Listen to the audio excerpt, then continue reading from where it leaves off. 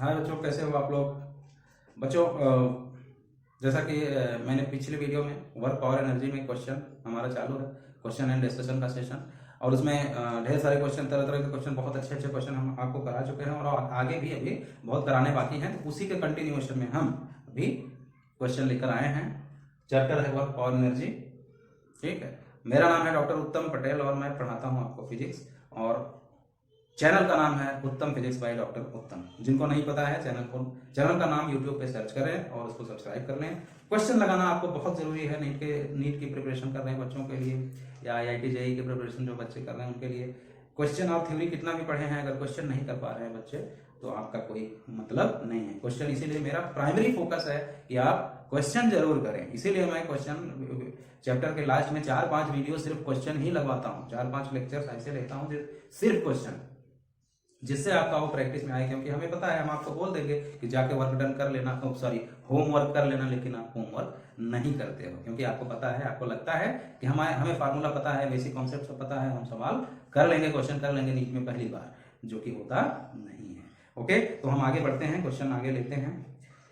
A body of mass 3 kg is under a constant force which causes a displacement s in meter given by the relation s जो है दिया है 1/3 t square where t in second, work done by the force in 2 second each। देखो question क्या है।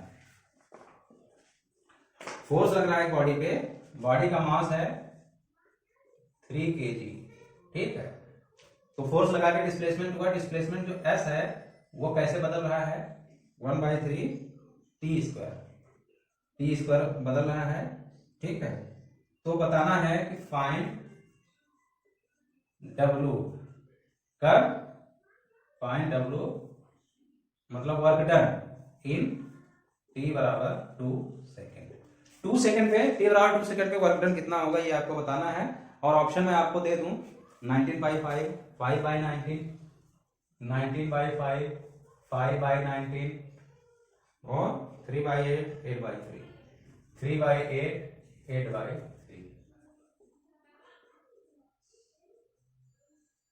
ठीक है बेटा, चलो वर्क डन बताओ।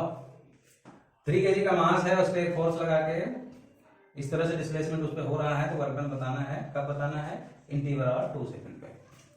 यार अब वैसे आप क्या निकालते हैं, work done is equal to W is equal to FD या FS, डिस्टेंस एस दिया है, FS लिख दोगे। ठीक है, लेकिन यार यहाँ पे फोर्स तो दिया नहीं है। बोला है कि फोर्स लगा के डिस्प्लेसमेंट कर रहे हैं, लेकिन यहाँ पे फोर्स तो दिया नहीं है। या तो आप फोर्स निकालो फिर इनटू डिस्प्लेसमेंट करो, या दूसरा तरीका क्या कर सकते हो, काइनेटिक एनर्जी से निकाल लो। वर्क एनर्जी थ्योरम, क्या वर्क एनर्जी थ्योरम, यानी कि उसमें क्या है कि change in kinetic energy is equal to work done, यही तो होता है। तो दोनों तरीके से हम कर सकते हैं। देखो फटाफट करें। पहले हम क्या करें, काइनेटिक एनर्जी निकाल लें। तो डिस्टेंस टाइम के साथ ऐसे बदल रहा है, तो हम क्या करें, s बराबर 1/3 t स्क्वायर है। हमें अगर वेलोसिटी निकालना हो तो क्या निकालेंगे, ds/dt। एक बार डिफरेंशिएट कर दोगे तो कर दो, 1/3 है ही, इधर 2t और 2 में से 1 निकल गया, तो क्या आ गया 2/3t। ये क्या हो गई, वेलोसिटी हो गई। ठीक है यार, वेलोसिटी जब हमको पता चल गया तो t बराबर 2 सेकंड पे वेलोसिटी कितनी होगी, t बराबर 2 सेकंड पे, t बराबर 2 सेकंड पे वेलोसिटी कितनी हो जाएगी, v बराबर 2/3 इंटू 2। t की मान, t की वैल्यू 2 रख दी, कितना आ गया 4/3। वेलोसिटी पता हो गया, मास हमें पता है, और एनर्जी कंजर्वेशन से कहते हैं कि W बराबर ये है, तो इसको क्या लिख दें, हाफ mv²। ठीक है, तो लिख दो हाफ m कितना है 3, v कितना हो गया 4/3 का स्क्वायर, तो क्या हो गया बेटा हाफ इंटू 3 इंटू 16/3 इंटू 3। एक 3 उड़ा दो यहां से, ये 2 से करोगे तो कितना हो गया 8/1, 3 बचा, ये हो गया 8/3। ठीक है, दूसरा तरीका क्या है, दूसरा तरीका भी मैंने आपको बताया। दूसरा तरीका क्या होता है, इसको भैया आप फोर्स पहले निकालो। फोर्स के लिए आपको पहले क्या निकालना पड़ेगा, डिस्प्लेसमेंट से फोर्स निकालना है। पहले वेलोसिटी निकालोगे, फिर एक्सेलरेशन निकालोगे, फिर देखो ये लंबा होता है। अब देखो ये वेलोसिटी निकाले थे ये 2 3 बार। अब एक्सेलरेशन निकालना होगा तो dv बाई dt करोगे, dv बाई dt। देखो 2/3 t था, तो अब खाली 2/3 रह गया, ये एक्सेलरेशन हो गया। ठीक है, तो फोर्स कितना हो जाएगा, ma करोगे, m कितना है 3 × 2/3, तो फोर्स कितना आया 2 आया, फोर्स कितना आया 2 आया। अब वर्क डन निकालना होगा, तो अब W बराबर करोगे F into D, F into S जो भी है, F इंटू एस। ठीक है, ये कब 2 सेकंड पे, t बराबर 2 सेकंड। तो s जो है क्या लिखोगे, यही लिख दोगे, F कितना आया 2 इंटू s कितना है 1/3 t का स्क्वायर। t की वैल्यू कितना रखनी है, 2 रखनी है, 2 सेकंड में बताना है ना, तो क्या हो जाएगा 2 गुणे ये t 1/3 इंटू 2 इंटू 2 कितना आ गया रे, 2 2 2 कितना 8/3। बात वही है, तरीका अगर आप सही लगा रहे हो तो आंसर हमेशा सही आएगा। कोई डाउट, कोई शक, कोई गुंजाइश, किसी भी तरह का कोई प्रॉब्लम नहीं होना चाहिए आपको। ठीक है बेटा, नेक्स्ट क्वेश्चन लेते हैं।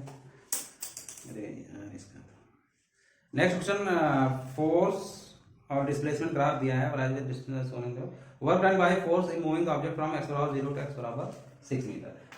कौन ऐसा पागल बच्चा होगा जो ये सवाल नहीं लगा पाएगा। इधर फोर्स है, इधर x है, ग्राफ दिया है ऐसे और ऐसे, ठीक है, ये 0 है, यहाँ पे 6 मीटर है, ये जो पार्ट मिल रहा है ये कितना है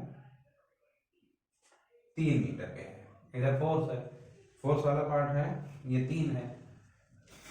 x बराबर 0 से वर्क डन बताना है, कहाँ x बराबर 0 से 2 6 मीटर। क्या करना है, इसका एरिया निकालना है और आंसर आ जाएगा। हमें तो नहीं लगता कि इसके अलावा इसमें और कोई चीज है। इसका आंसर मैं आपको बता दूं, आप इतना कर लेना, क्या है 13.5। आंसर क्या है, आंसर 13.5। ठीक ठीक है बेटा। अगला question, a force acts on a 3 gram particle in such a way that the position of the particle as a function of time is given by x is equal to 3t minus 4t square plus t cube, where x is in meter and t is in second. The work done during first 4 second,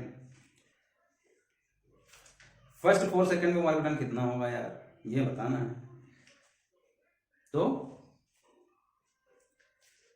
क्या करोगे, particle का मास दिया है, अब यहां पे भी क्या करोगे, वेलोसिटी निकाल लो, जैसे पिछला सवाल था। क्वेश्चन देखो, x दिया है, क्या दिया है 3t minus 4t square, 3t minus 4t square plus t cube. ये मास इसका दिया है, कितना दिया है 3 ग्राम। 3 ग्राम है भैया, इसको बदल लोगे अगर उसमें तो 3 into 10 to power minus 3 kg हो गया। ठीक, ये मास दिया है। अब बोल रहे हैं कि t बराबर 4 सेकंड पे, t बराबर 4 सेकंड पे वर्क डन कितना होगा। तो मैं जैसे अभी वो एस वाला बताया था, क्या करोगे, यहां से वेलोसिटी निकालो, work done is equal to change in kinetic energy. तो यहां से वेलोसिटी निकालो, मतलब dx बाई dt कर लो, जो भी आएगा उसमें t बराबर 2 सेकंड रखो, 4 सेकंड रखोगे, वो वेलोसिटी आ जाएगी। मास दिया है तो चेंज इन काइनेटिक एनर्जी जो होगा हाफ एम स्क्वायर करोगे, वही वर्क डन के बराबर होगा। दूसरा तरीका क्या करोगे, एक बार वेलोसिटी निकालोगे फिर डिफरेंशिएट करोगे dv बाई dt, तो एक्सेलरेशन निकलेगा। एक्सेलरेशन को t बराबर 4 सेकंड पर एक्सेलरेशन निकाल लोगे, उसमें मास से मल्टीप्लाई करोगे ma, तो f निकलेगा। जो f निकलेगा तो f इंटू एक्स करोगे, इसमें f से गुणा करोगे, फिर t का वैल्यू रखोगे। तो पहला वाला तरीका ज्यादा सही, हाफ एम बी स्क्वायर, सीधा सीधा वेलोसिटी निकाल लिया, t का मान वैल्यू रख के वेलोसिटी निकल गई, m जो है दिया है हाफ एम बी स्क्वायर, तो सीधा सीधा आंसर आ जाएगा। ठीक है, और देखो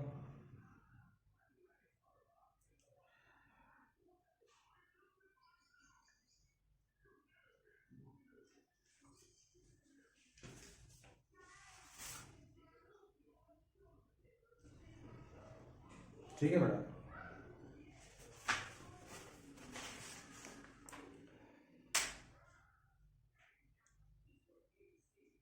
एक क्वेश्चन दिया है potential energy between molecule of atom.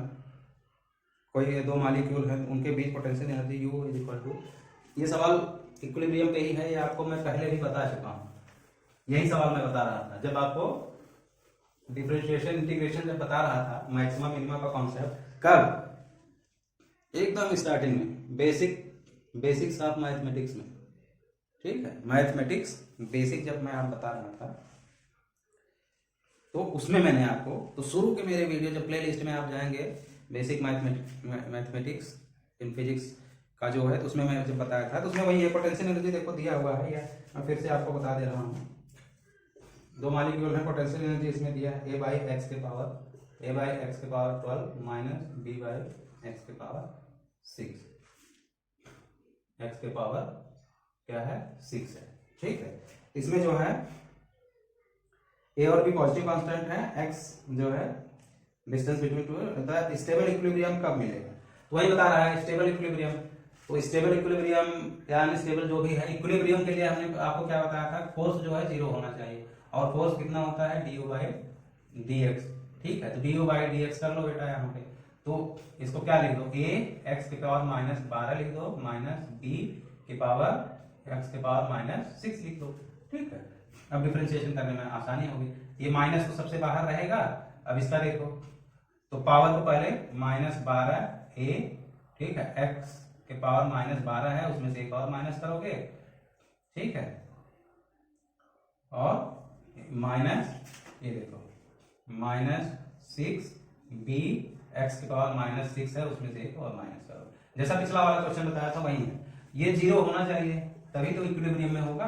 तो अब देखो, तो ये अंदर वाला अभी खाली लिखो, माइनस बाहर है ही, तो अंदर क्या होगा, -12 माइनस 12a x के पावर -13 होगा, और ये माइनस माइनस प्लस होगा, प्लस 6b x के पावर -7 होगा। ठीक, अब इसमें बाहर माइनस है, इसको क्या कर लो, ये ले जाओगे तो प्लस हो गया, 12a x के पावर -13 प्लस 6, ये माइनस हो जाएगा, ये माइनस 6b x के पावर -7, ये। ठीक है, ये बराबर क्या होना चाहिए, 0 होना चाहिए। तो क्या करोगे, अब यहाँ पे देखो, x में क्या कॉमन हो जाए, x के पावर माइनस यहाँ 13 है, यहाँ पे -7 है, -7 तो बाहर ले ही लो, तो अंदर क्या बचा, 12a x के पावर -13 में से 7 बाहर कॉमन ले लिए, तो क्या बचा 6 -6b। ठीक है, x पावर -7 बाहर चला गया पूरा का पूरा, तो ये भी उधर जाएगा, 0 हो जाएगा। तो क्या हो गया, 12a x के power -6b is equal to 0। ठीक है बेटा, इसको और क्या लिख सकते हो, 12a बाई x, अब उसको नीचे लेकर चलेगा, x पावर 6 6b माइनस है, अब इसको उधर ले जाओ तो उधर प्लस हो जाएगा 6b। ठीक है, तो x के पावर क्या हो गया, यहाँ पे देखो, x के पावर 6 बराबर करोगे तो ये divide by 12a by 6b कितना आ गया, 2a बाई b। ठीक है, तो x बराबर कोई निकालने के लिए पूछेगा, क्या हो जाएगा, 2a बाई b। स्क्वायर अगर होता है तो रूट होता है, क्यूब होता है, तो इसको पावर में करोगे तो क्या हो जाएगा, 1/6। तो x का ये पावर इस डिस्टेंस पे क्या होगा, क्योंकि ये 0 किए थे, तो ये इक्विलिब्रियम होगा, इक्विलिब्रियम।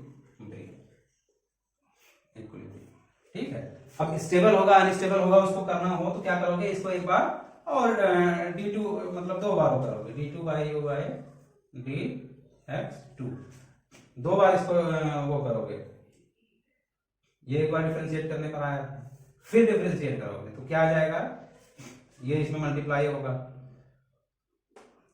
12 × 13, और यहाँ पे एक पावर माइनस और होगा, जो भी आएगा इस तरह से आएगा। ठीक है, अब उसमें आप x की वैल्यू रख के देखोगे कि अगर वो मोर देन 0 आता है तो वो स्टेबल होगा, लेस देन 0 आता है तो जो भी। तो ये सवाल में बहुत इंपॉर्टेंट है। ठीक है, ये क्वेश्चन बहुत इंपॉर्टेंट है। तो आंसर इसका क्या आ जाएगा, इक्विलिब्रियम कब होगा, 2a/b power 1/6।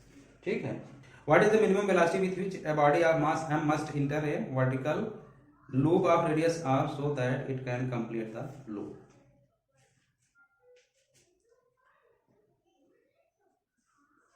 Minimum velocity with which a body of mass m must inter A vertical loop. यार कोई वर्टिकल लूप है, ये लगवा चुका हूं आपको, हालांकि रेडियस r है,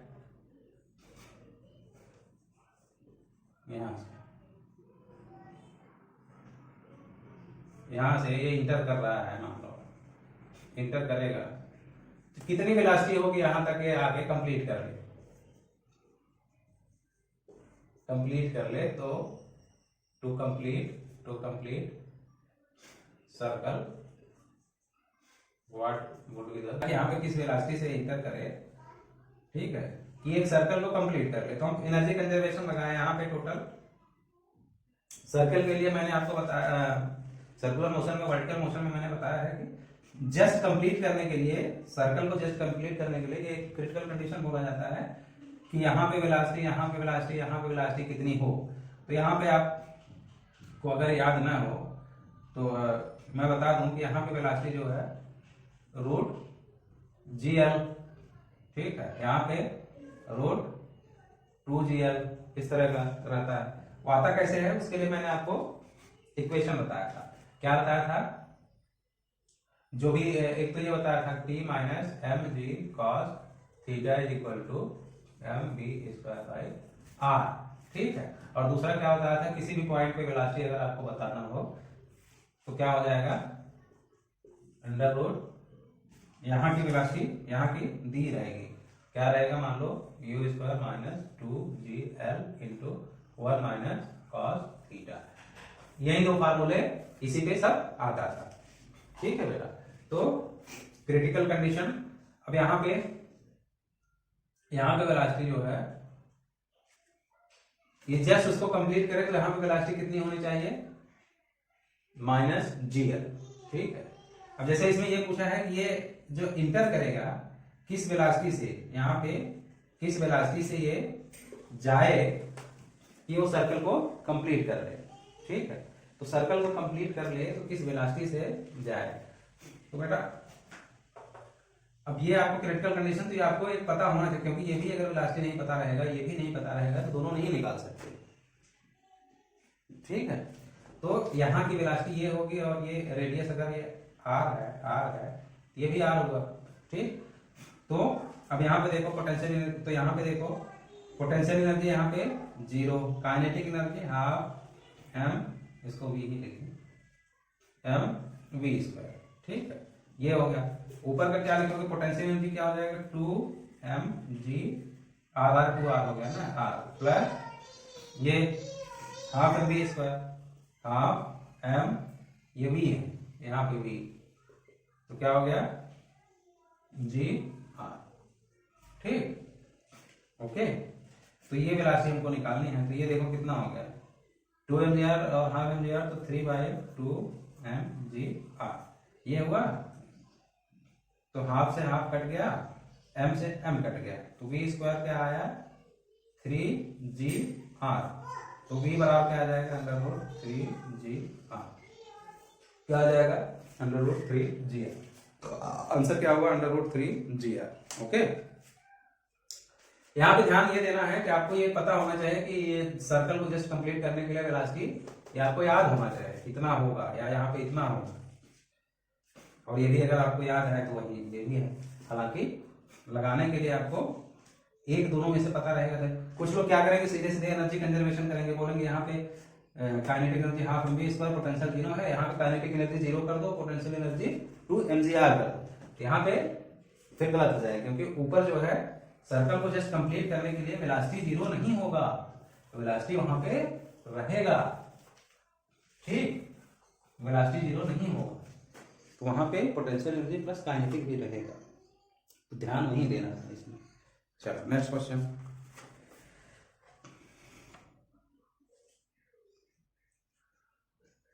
नेक्स्ट क्वेश्चन,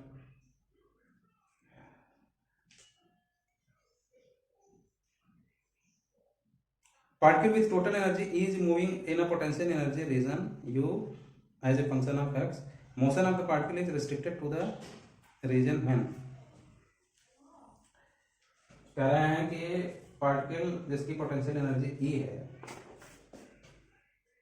एक मिनट, टोटल एनर्जी ई है, मूविंग नहीं, पोटेंशियल एनर्जी नहीं, टोटल एनर्जी ई है, पोटेंशियल एनर्जी जो कि एक्स का फंक्शन है उसमें मूव कर रहा है, ठीक है। तो उसका मोशन किस तरह से होगा, motion of particle is restricted in the region when, तो जो भी मोशन उसका हो रहा होगा वो किस रीजन में होगा। तो देखो ऑप्शन क्या क्या दिया है, यू एक्स जो है लेस देन, ऑप्शन क्या दिया है, यू जो फंक्शन ऑफ एक्स है लेस देन ई होगा, U more than E, 0 0, U less or equal to E और more, U is more than. तो ये जो मूवमेंट होगा वह किसमें मूवमेंट होगा, सवाल आप समझ पा रहे हैं, सवाल बोल रहा है कि मुझे motion of particle is restricted to the region, किस एरिया में मूवमेंट उसका नहीं होगा।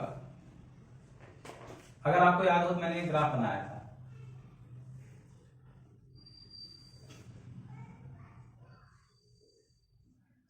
ठीक है, पोटेंशियल एनर्जी और जो चैप्टर जो था बेटा आपको मैंने उसमें बताया है। तो जो इसका मूवमेंट होगा पार्टिकल का, इतने इतने के बीच में ही मूवमेंट होगा, समझ गए। एक अगर u है तो एक k रहेगा पोटेंशियल एनर्जी, तो इतने के बीच में इसका रिस्ट्रिक्शन होगा। तो देखो रिस्ट्रिक्शन कहाँ, टोटल एनर्जी जो है, टोटल एनर्जी तो हमेशा कांस्टेंट रहेगी, अगर पोटेंशियल कम होगा तो काइनेटिक बढ़ेगा, ठीक है, काइनेटिक बढ़ेगा पोटेंशियल कम होगा, इस तरह से, ठीक। तो इसका मूवमेंट जो है, अब देखो कहां पे नहीं होगा, पोटेंशियल एनर्जी टोटल एनर्जी से कम है। देखो टोटल एनर्जी क्या होगा, टोटल एनर्जी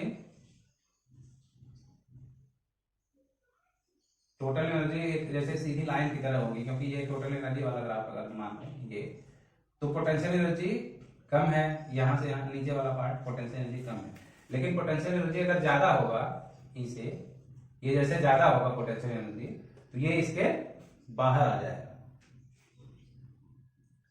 पोटेंशियल एनर्जी अगर ई से ज्यादा करोगे बेटा, ई से ज्यादा करे पोटेंशियल एनर्जी, तो क्या हो गया, ये इसमें है, इसी के अंदर उसी फील्ड में घूम रहा है, बाहर चला गया, ये बाहर चला गया ना। तो पोटेंशियल एनर्जी अगर बाहर ज्यादा कम करोगे, अगर कम करोगे ई से, तो पोटेंशियल एनर्जी कम है तो उसके अंदर रहेगा, लेकिन अगर ज्यादा करोगे तो बाहर चला जाएगा, मतलब ये जो पार्टिकल मूव कर रहा होगा यहां से यहां तक नहीं, बल्कि वो आगे चला गया। दूसरा ऑप्शन u बराबर 0 अगर कर दिए यहाँ पे, तो भी तो हम इसी के अंदर घूम रहे हैं, तो ई से कम 0 हो चाहे जितना हो, वो सब उसी के अंदर में है। अगर इक्वल कर दिए, ई के इक्वल कर दिए, तो यहाँ पे हो गया u, तो ये भी जो है ऑलमोस्ट बाहर की तरफ होगा, लेकिन है कि ये है किसके, मतलब बाहर नहीं गया है, अभी इसी के फील्ड में है। और अगर u की वैल्यू अगर e से ज्यादा हो गया, मतलब यहां तक ये e है, एक कांस्टेंट है ना, ये e की वैल्यू कंजर्व रहती है, और u की वैल्यू देखो यहाँ कम हुआ, यहाँ 0 हुआ, फिर इधर मतलब बढ़ता हुआ, लेकिन e से कम रहेगा। e से अगर जैसे ही ज्यादा करोगे तो ये जो है क्या हो जाएगा, रिस्ट्रिक्टेड नहीं होगा, वो बाहर चला जाएगा। तो ऑप्शन आंसर इसका क्या होगा, less than, restricted to the region. Restricted कब रहेगा, कब रहेगा, जब ई से या तो कम हो या उसके बराबर, ई के बराबर होगा और ई से कम, तो यहां से यहां तक रिस्ट्रिक्टेड होगा। तो क्या है, restricted to the region, u की वैल्यू क्या होनी चाहिए, u should be less or equal to E. ये सवाल बहुत इंपॉर्टेंट है, ये ग्राफ से देखो ढेर सारी चीजें आपको क्लियर, यही चीज काइनेटिक एनर्जी के बारे में,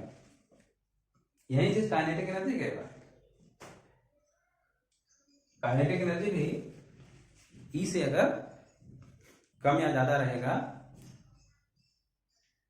काइनेटिक एनर्जी ई से ज्यादा तो नहीं हो सकता, वो भी कम ही होगा, क्योंकि टोटल एनर्जी जो है अगर ये जीरो हो जाए, काइनेटिक एनर्जी के रेफरेंस में देखेंगे तो ये ग्राफ अगर काइनेटिक एनर्जी का लेंगे तो भैया वहां से देखोगे काइनेटिक एनर्जी जो मैक्सिमम होगी ये होगी, ठीक है, या ये मैक्सिमम काइनेटिक एनर्जी होगी तो वो E के बराबर होगा। तो उधर से हम देखेंगे, कहने का मतलब किसी भी पॉइंट पे क्या होता है, E क्या है, टोटल एनर्जी है, ये क्या होता है U प्लस K होगा। अगर ये जीरो होगा तो E इसके बराबर हो सकता है, ये जीरो होगा तो E इसके बराबर। E कभी भी सॉरी काइनेटिक एनर्जी हुआ या पोटेंशियल एनर्जी,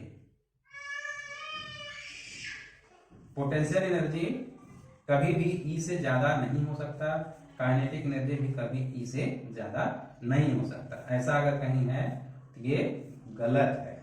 बराबर हो सकते हैं लेकिन ज्यादा नहीं हो सकते, समझ गए? क्योंकि काइनेटिक अगर जीरो होगा तो पोटेंशियल बढ़ेगा, पोटेंशियल जीरो होगा तो काइनेटिक बढ़ेगा, लेकिन E से ज्यादा नहीं होता क्योंकि E दोनों को मिला के होता है। E क्या है, दोनों को मिला के है। तो अकेला कोई काइनेटिक या पोटेंशियल ये सोचे कि मैं E से ज्यादा बढ़ जाऊं तो नहीं हो सकता। यानी जो जिस फील्ड में वो जो कंजर्वेटिव फील्ड होगा उसके अंदर अगर उनको सीमित रहना है तो उनकी पोटेंशियल या काइनेटिक एनर्जी ई से या तो कम होगी या उसके बराबर हो सकती है, उससे ज्यादा नहीं हो सकती। अब वही कह रहा है कि वर्टिकल सर्कल से है, कोई पार्टिकल है ऐसे स्ट्रिंग में होकर के वर्टिकल सर्कल में घुमा रहे हो, यहाँ पे वेलोसिटी u है और वो एक पोजीशन है कि यहाँ पे हॉरिजॉन्टल पोजीशन पे आता है, ठीक है। तो उसका जो है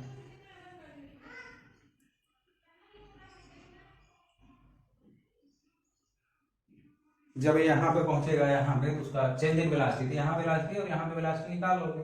चेंज इन वेलोसिटी पूछेगा तो वेक्टर फॉर्म में, इसकी वेलोसिटी डायरेक्शन ऐसा रहेगा, इसका ऐसे रहेगा, वो माइनस ये करोगे, ठीक है।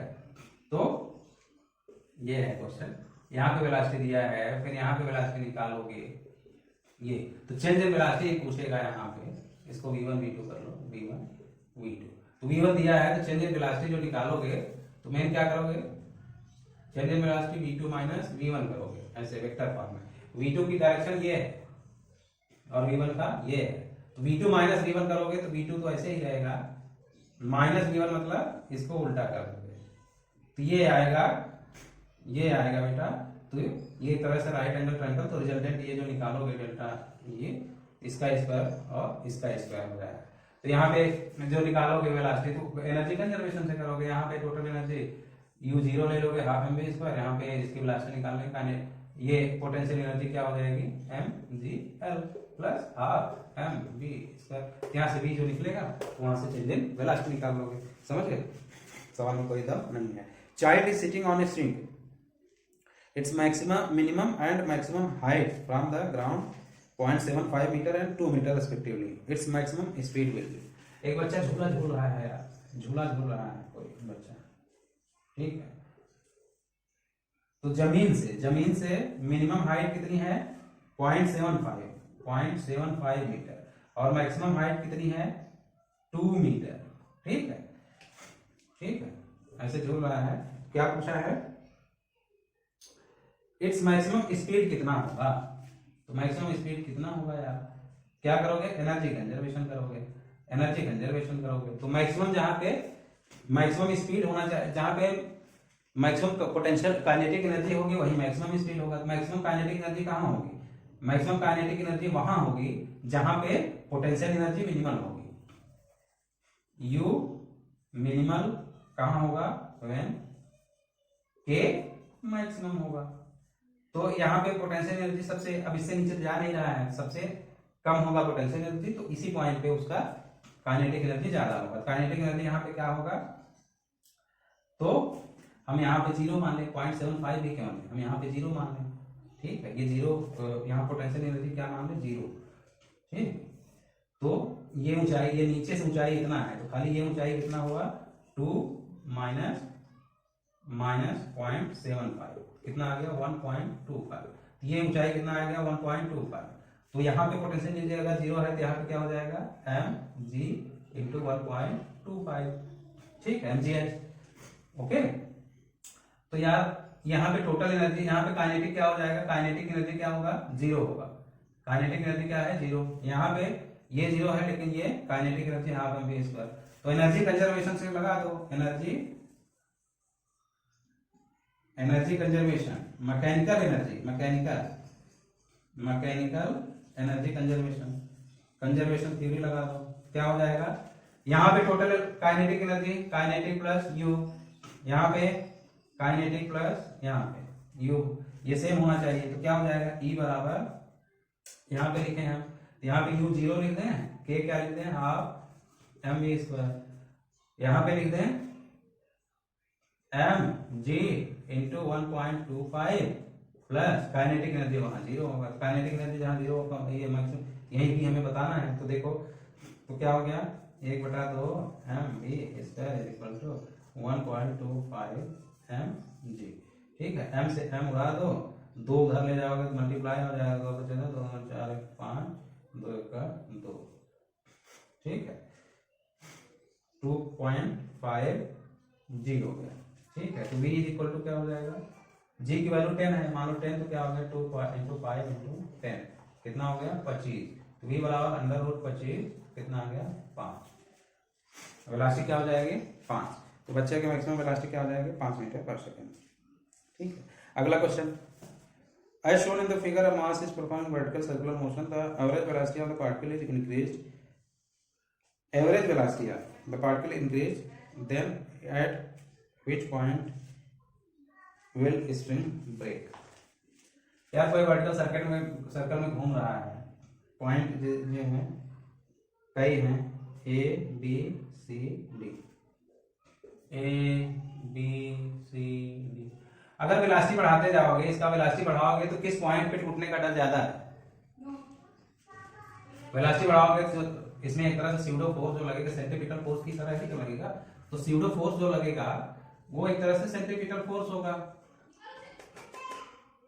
तो वेलोसिटी अगर बढ़ाते जाओगे तो सबसे ज्यादा वेलोसिटी स्यूडो फोर्स वेलोसिटी कहां पे होगी, यहाँ पे बी पॉइंट पे। आपको खुद पता चलेगा जब घुमाओगे तो नीचे की तरफ बहुत ज्यादा स्पीड होगी, तो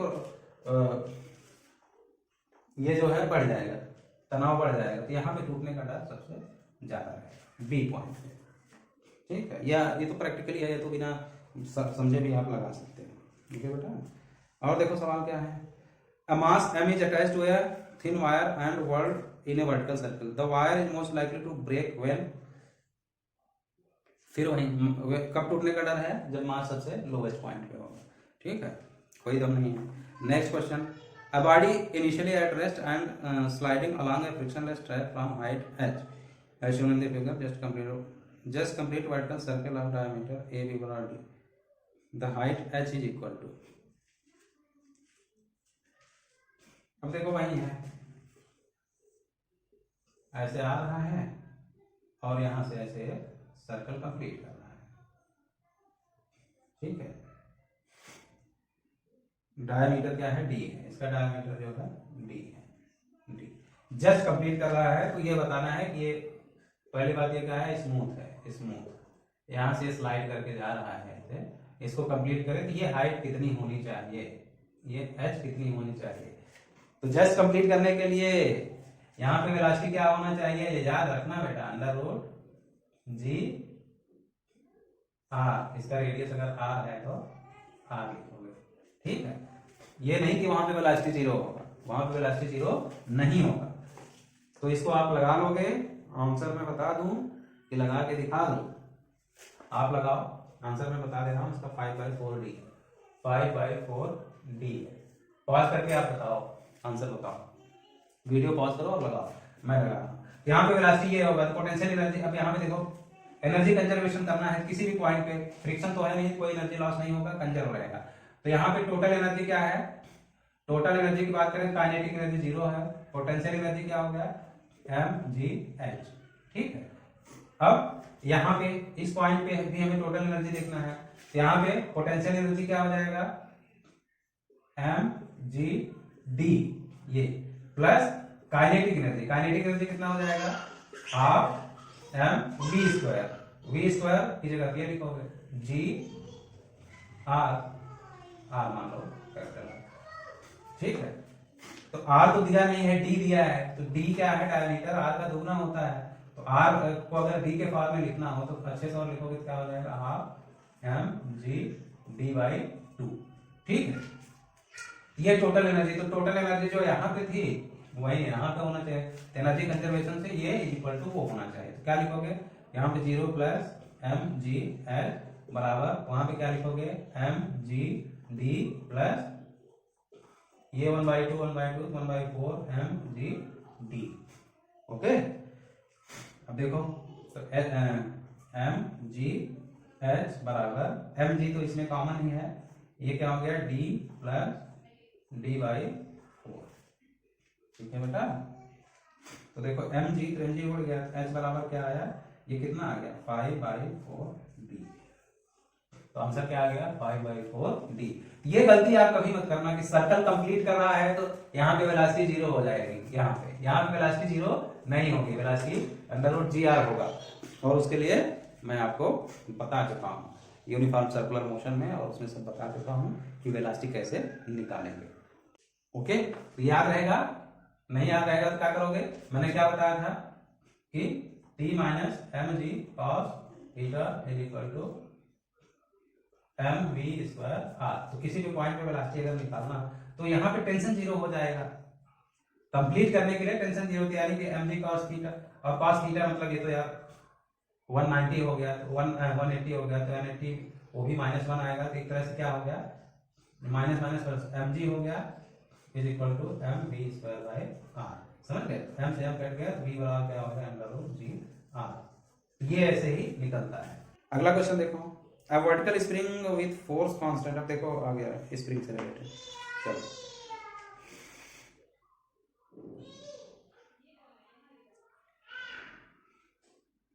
A vertical spring with force constant K is fixed on a table. A ball of mass m at a height h above the free upper end of the spring falls vertically on the spring so that the spring is compressed by distance d. The net work done in this process is।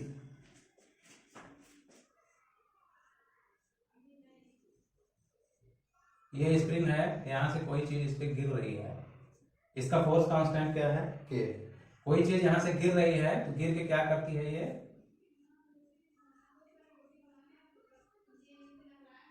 Spring को compress कर दे रही है। कितना compress कर दे रही है,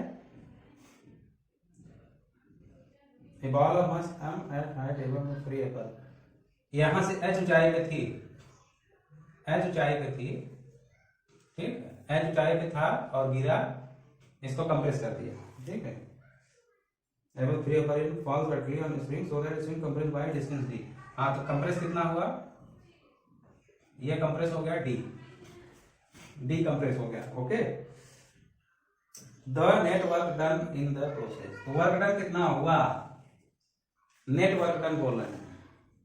ठीक है, तो बेटा अब देखो वर्क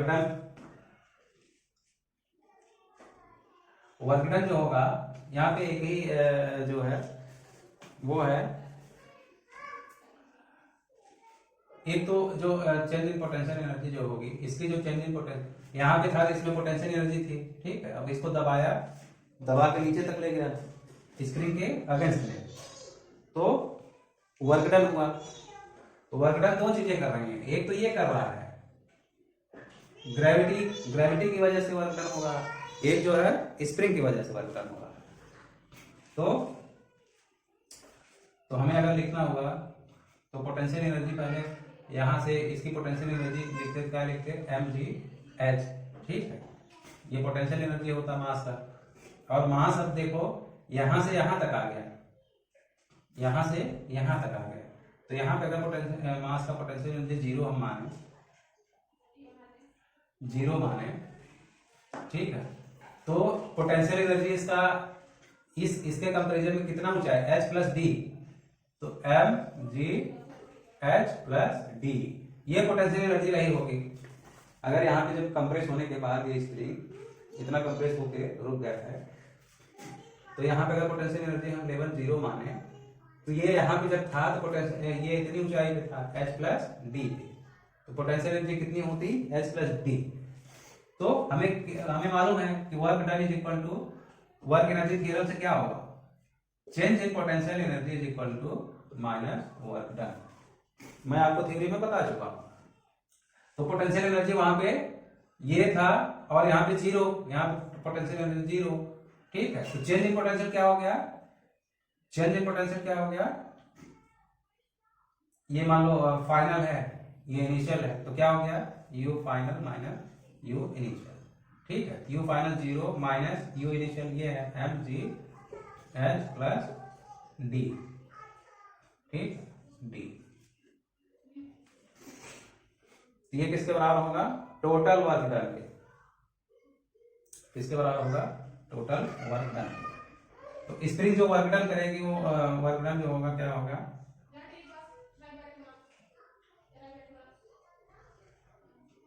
बराबर होगा वर्क डन बाय स्प्रिंग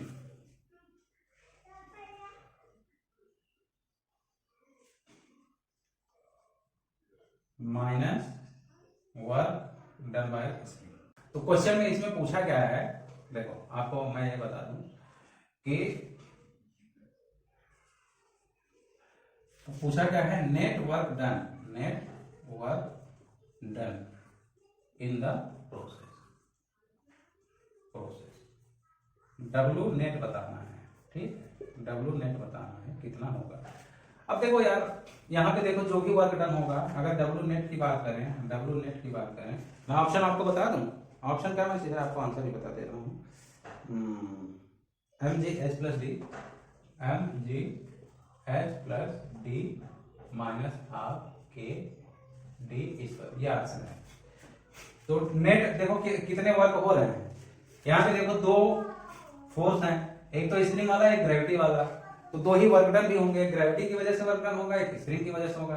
तो ग्रेविटी की वजह से वर्क डन जो होगा, डब्ल्यू नेट हम लिखें तो W gravity plus W spring, यही तो लिखेंगे, W gravity plus W spring होगा। अब यार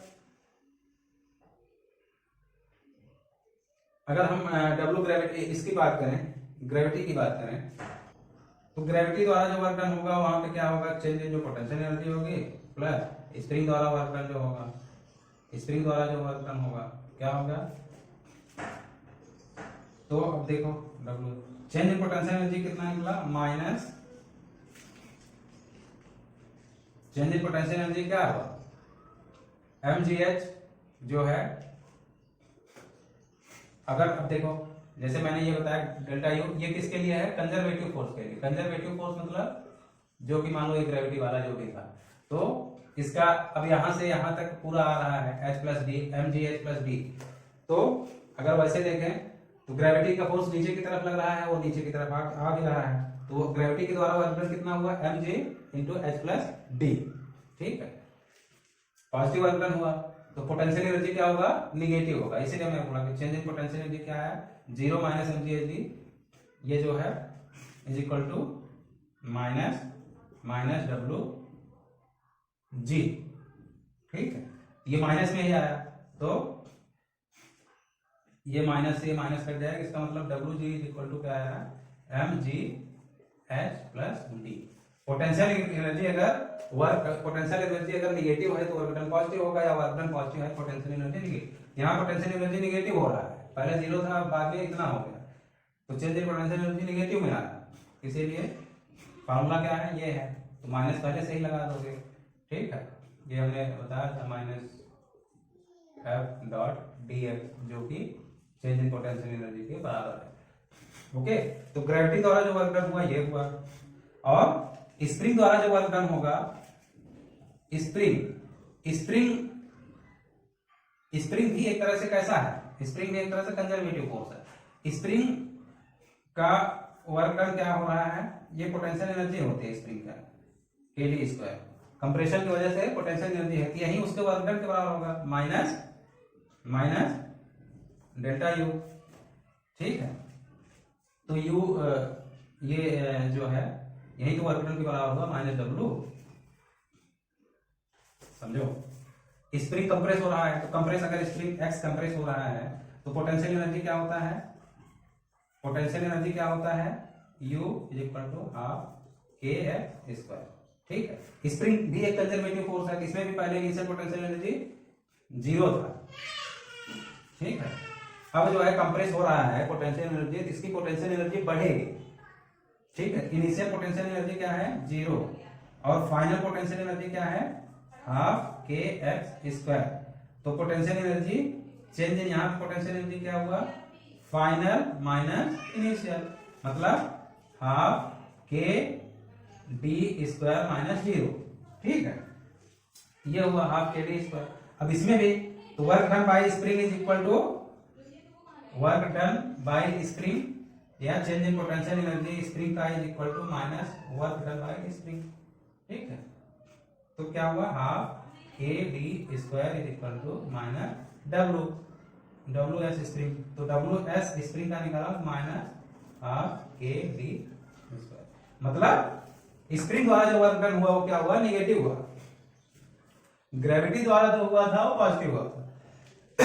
और नेट वर्क डन हमको निकालना है, मतलब ग्रेविटी प्लस स्प्रिंग का, तो यहां पे लिख दो ग्रेविटी वाला mg into H plus D, gravity plus spring का वर्क डन जो है क्या है half minus half K D square.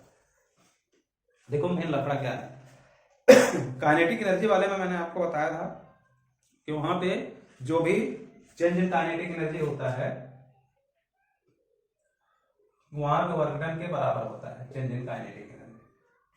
ठीक है, लेकिन पोटेंशियल एनर्जी के लिए वर्क डन क्या होता है minus change in potential energy. ये खाली कंजर्वेटिव फोर्स के लिए होता है, कंजर्वेटिव फोर्स, और ये क्या है सब के लिए, फॉर ऑल, फॉर ऑल।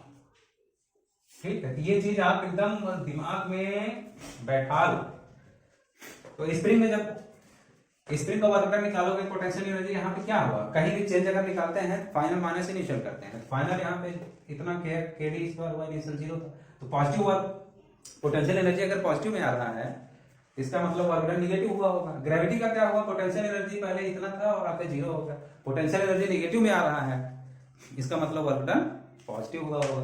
तो ग्रेविटी का पॉजिटिव हो रहा है, वैसे भी दिख रहा है ग्रेविटी इधर लग रही है और डिस्प्लेसमेंट भी इधर आ रहा है, तो ग्रेविटी का वर्क डन वाला पार्ट पॉजिटिव होगा और स्प्रिंग का वर्क डन वाला पार्ट निगेटिव। और नेट हमको जो निकालना था, ये बहुत इंपॉर्टेंट क्वेश्चन है, इससे आपका पूरा कॉन्सेप्ट आपका क्लियर हो गया। तो यहाँ पे जो है आप बहुत ही ध्यान से इसको पढ़िए, इसको बहुत ध्यान से लगाइएगा। अगर कोई गलती कोई कंफ्यूजन हो तो आप फिर से हमें कमेंट कर दीजिएगा, बता दीजिएगा, हम उसको देख लेंगे।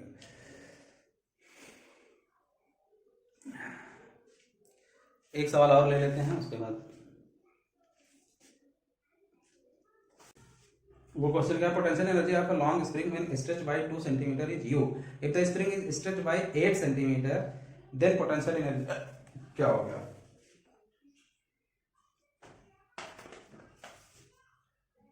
स्प्रिंग है, ठीक है, 2 सेंटीमीटर 2 cm किए तो पोटेंशियल एनर्जी u है, 8 सेंटीमीटर अगर खींचे तब पोटेंशियल एनर्जी u डैश कितना होगा यही बताना है आपको।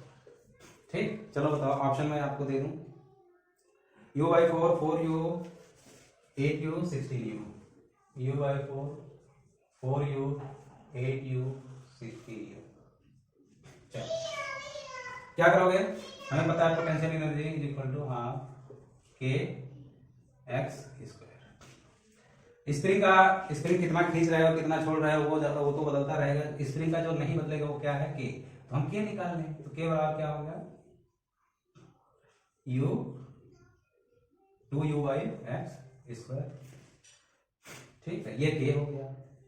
ठीक, के अगर पता चल गया तो बेटा तो के यहां से निकालो, क्या हो गया 2u, 2 सेंटीमीटर पहले स्ट्रेच किए थे तो 2 का स्क्वायर क्या हो गया 2u/4, ये हो गया। के की वैल्यू क्या हो गया 2u/4, या 2 से 2 कर दो तो u/2 के की वैल्यू हो गई।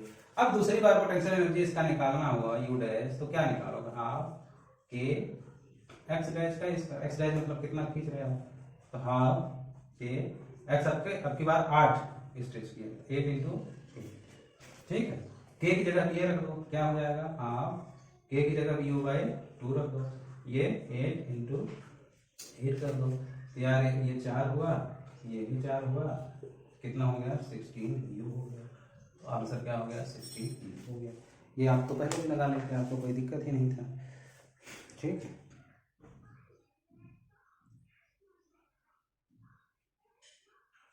अब एक सवाल और छोटा सा है, बहुत छोटा सा।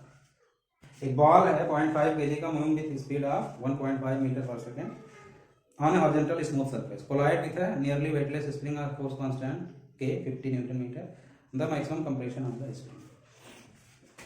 कुछ नहीं है यार, ये है